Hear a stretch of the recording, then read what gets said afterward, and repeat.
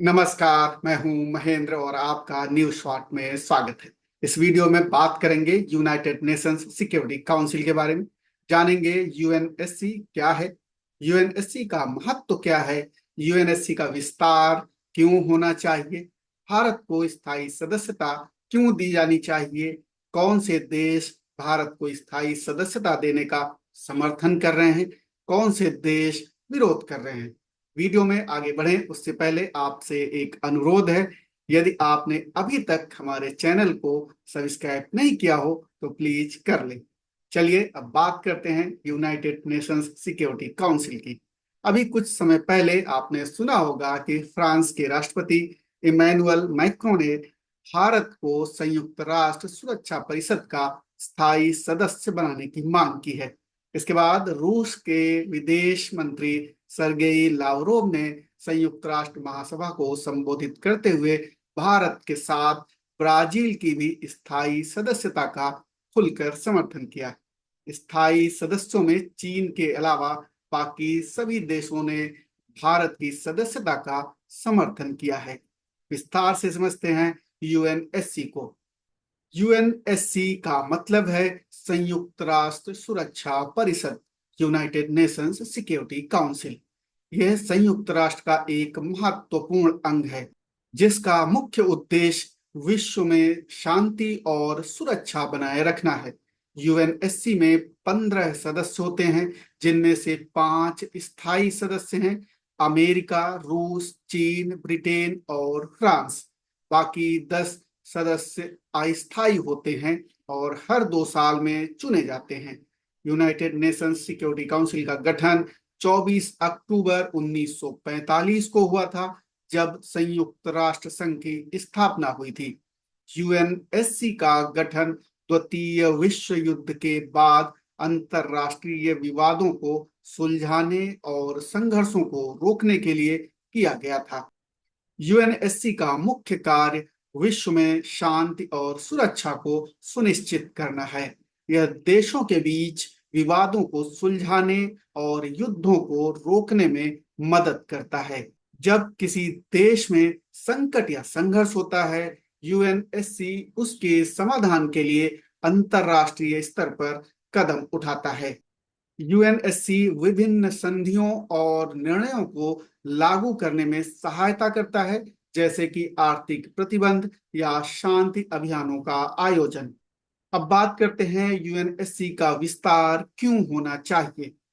दरअसल आज के वैश्विक परिदृश्य में नई शक्तियों का उदय हुआ है, जैसे कि भारत, ब्राजील और दक्षिण अफ्रीका। इन देशों को भी यूएनएससी में स्थान दिया जाना चाहिए ताकि वे वैश्विक निर्णयों में भाग ले सकें।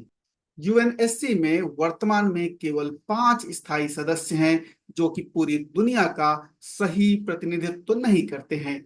नए सदस्य देशों को शामिल करने से निर्णय लेने की प्रक्रिया अधिक लोकतांत्रिक और संतुलित होगी। भारत जैसी विकसित अर्थव्यवस्थाओं को स्थायी सदस्यता देने से यूएनएससी की विश्वसनीयता बढ़ेगी और यह वैश्विक मुद्दों पर एक अधिक संतुलित दृष्टिकोण प्रदान करेगा। भारत को स्थायी सदस्यता क्यों दी जानी चाहिए? भारत को इसलिए स्थायी सदस्यता दी जानी चाहिए क्योंकि भारत दुनिया का सबसे बड़ा लोकतंत्र है और इसकी जनसंख्या 1.4 बिलियन से अधिक है। इसे विश्व के सबसे बड़े जनसंख्या वाले देशों में एक माना जाता है। भारत एक तेजी से बढ़ती हुई अर्थव्यवस्था है। इसकी भूमिका वैश्विक व्यापार और विकास में महत्वपूर्ण है।